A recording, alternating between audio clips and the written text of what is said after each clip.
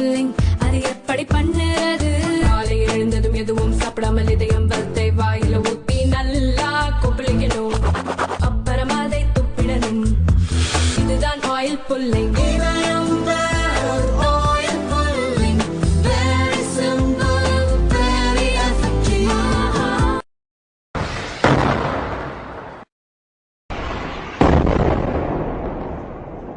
பதினைந்து மாதங்கள் தீவிரமாக நடந்த இஸ்ரேல் ஹமாஸ் போர் தற்காலிகமாக முடிவுக்கு வந்துள்ளது. அமெரிக்க அதிபர் ட்ரம்ப் எடுத்த முயற்சிதான் இந்த போர் நிறுத்தத்தை கொண்டு வந்தது. போர் நிறுத்தம் அமலான நாளில் இருந்து ஹமாஸ் பயங்கரவாதிகள் குஷியாகிவிட்டனர். மீண்டும் காசாவில் தங்கள் ஆதிக்கத்தை செலுத்த ஆரம்பித்திருக்கின்றனர்.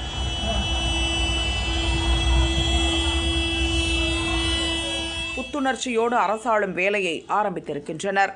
இந்த நிலையில்தான் ஹமாஸ் தலையில் மிகப்பெரிய குண்டை போட்டிருக்கிறார் ட்ரம்ப். மொத்த காசாவும் காலியாக போகிறதா? அப்படி ட்ரம்ப் எடுத்த ஆக்ஷன் என்ன?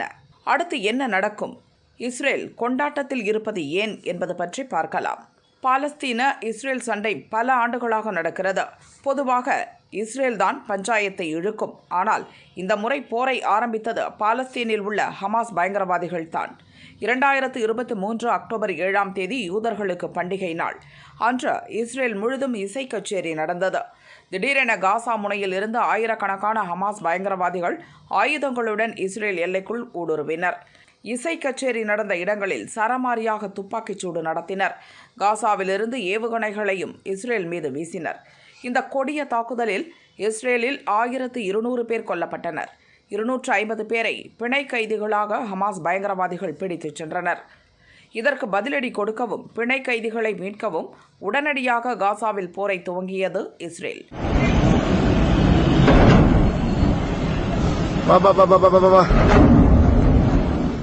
காசாவில் வான்வழியாகவும் தரை வழியாகவும் தீவிர தாக்குதல் நடத்தியது.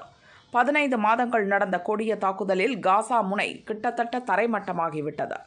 வீடுகள், வணிக வளாகங்கள், அரசு அலுவலகங்கள், இதர கட்டுமானங்கள் என மொத்த கட்டமைப்புகளையும் இஸ்ரேல் தகர்த்து விட்டது. குறிப்பாக காசா முனையில் உள்ள காசா நகரம், ராஃபா நகரம் அடியோடு உருக்குலைந்து விட்டது. கட்டுமானங்கள் நொறுங்கி போன எலும்புக்கூடுகள் போல் காட்சியளிக்கின்றன. இந்த போரில் காசாவில் வசித்த 43,000 பாலஸ்தீனியர்கள் கொல்லப்பட்டதாகவும் 10 லட்சம் பேர் அகதிகளாக இடம்பெயர்ந்து விட்டதாகவும் காசா சுகாதார அதிகாரிகள் கூறுகின்றனர். இப்படியொரு சூழலில்தான் 15 மாதங்கள் கழித்து அமெரிக்கா, ஜோர்டன், எகிப்து மத்தியஸ்தம் செய்து இஸ்ரேல் ஹமாஸ் போரை முடிவுக்கு கொண்டு வந்திருக்கின்றன. இந்த போர் நிறுத்தம் 42 நாட்களுக்கு அமலில் இருக்கும். இடைப்பட்ட காலத்தில் ஹமாஸ் வசம் உயிருடன் இருக்கும் பிணை கைதிகளில் 33 பேரை படிப்படியாக இஸ்ரேலிடம் ஒப்படைக்க வேண்டும். பதிலுக்கு இஸ்ரேல் ஜெயிலில் உள்ள பாலஸ்தீனியர்களை கொஞ்சம் கொஞ்சமாக விடுவிக்க வேண்டும். இதுவரை 2 கட்டங்களாக 7 பிணை கைதிகளை ஹமாஸ் விடுவித்துள்ளது. போர் நிறுத்தம் 2வது வாரத்தில் அடியெடுத்து வைத்திருக்கும் சூழலில்தான் ட்ரம்ப் அளித்திருக்கும் பேட்டி ஹமாஸை அதிர்ச்சியில் மூழ்கடித்துள்ளது. சிதைந்து கிடக்கும் மொத்த காசாவையும் காலியாக்கிவிட்டு அதை தகர்க்கப்பட்ட பகுதியாக அறிவிக்க வேண்டும் என்று கூறியுள்ளார். இது பற்றி அவர் கூறியது: இப்போது மொத்த காசா முனையும் இடிந்து கிடக்கிறது. கிட்டத்தட்ட அதன் கதை முடிந்துவிட்டது. அதை தகர்க்கப்பட்ட பகுதியாகத்தான் பார்க்க வேண்டும். மனிதாபிமான அடிப்படையில் காசாவிலிருந்து மொத்த பாலஸ்தீனிய மக்களையும் அழைத்துச் செல்ல வேண்டும் என்று நான் விரும்புகிறேன். காசாவுக்கு பக்கத்தில் உள்ள ஜோர்டான், எகிப்து நாடுகள் இன்னும் நிறைய காசா மக்களை ஏற்றுக்கொள்ள வேண்டும். மற்ற அரபு நாடுகளும் அவர்களுக்கு அடைக்கலம் கொடுக்க வேண்டும். இன்னும் 13 லட்சம் மக்கள் காசாவில் உள்ளனர்.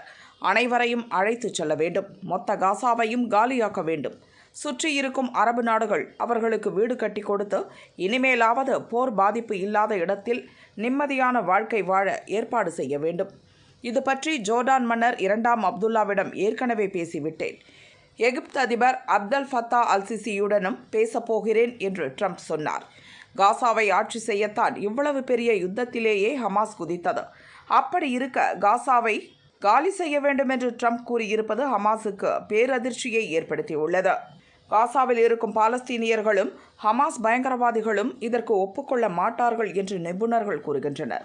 இஸ்ரேல் நாடு உருவான போது இப்படித்தான் எங்களை விரட்டிவிட்டார்கள். காசாவில் இருந்தும் நாங்கள் கிளம்ப வேண்டும் என்றால் அந்த இருண்ட காலம்தான் மீண்டும் நினைவுக்கு வரும் என்று பாலஸ்தீனியர்கள் கூறுவதாக தகவல்கள் வெளியாகியுள்ளது. அதே நேரம் ட்ரம்பின் அறிவிப்பை வரவேற்றிருக்கிறது இஸ்ரேல். ட்ரம்ப் சொல்வது நல்ல ஐடியா. உருக்குலைந்து கிடக்கும் காசாவை மொத்தமாக காலி செய்தால் நல்லதுதான். பாலஸ்தீன மக்களும் நிம்மதியாக வாழ்வார்கள். இதற்கு எல்லா வகையிலும் இஸ்ரேல் உதவி செய்யும் என்று கூறியுள்ளது. காசாவை காலி செய்ய வேண்டும் என்று சொல்லும் ட்ரம்ப் அடுத்து அங்கு என்ன நடக்கும் என்பதை சொல்லவில்லை. அப்படியென்றால் காசா முனையின் நிலை என்ன?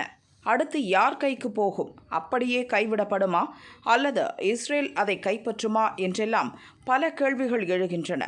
காசா முனையை பொறுத்தவரை அது பாலஸ்தீன நாட்டின் ஒரு பகுதி. ஆனால் பாலஸ்தீனுடன் சேர்ந்து இல்லை, தனி துண்டாக கிடக்கிறது. இஸ்ரேலுக்கும் கடலுக்கும் இடையில் நீளவாக்கில் காசா முனை அமைந்துள்ளது. சுற்றிலும் இஸ்ரேல்தான் இருக்கிறது. இஸ்ரேல் பாலஸ்தீனை ஒப்பிடும்போது காசா மிகவும் சிறிய இடம். இதன் மொத்த பரப்பளவு 350 சதுர கிலோமீட்டர், கிட்டத்தட்ட மதுரை நகரை போல் 2 மடங்கு பெரியது. மொத்த பாலஸ்தீன நாட்டின் 1/20 பங்கு ஏரியா காசாவில் உள்ளது. என்னதான் பாலஸ்தீன நாட்டின் அங்கமாக காசா இருந்தாலும் பாலஸ்தீன பகுதியை ஆளும் கவர்மெண்ட் காசாவை ஆட்சி செய்யவில்லை. காசாவில் ஹமாஸ் பயங்கரவாதிகளின் ஆட்சி நடக்கிறது. போருக்கு முன் காசாவில் மொத்த மக்கள் தொகை 23 லட்சம். இதில் 43,000 பேர் கொல்லப்பட்டு விட்டனர். 10 லட்சம் பேர் வரை ஏற்கனவே ஜோர்டான், எகிப்து உள்ளிட்ட நாடுகளில் அகதிகளாக தஞ்சம் புகுந்து விட்டனர். இன்னும் மிச்சம் இருப்பது 13 லட்சம் பேர். அவர்களுக்குத்தான் அண்டை நாடுகள் அடைக்கலம் கொடுக்க வேண்டும் என்று ட்ரம்ப் சொல்கிறார். உண்மையில் காசாவை காலி செய்துவிட்டு ட்ரம்ப் என்ன செய்ய திட்டம் வைத்துள்ளார் என்பது அவருக்கு மட்டுமே வெளிச்சம்.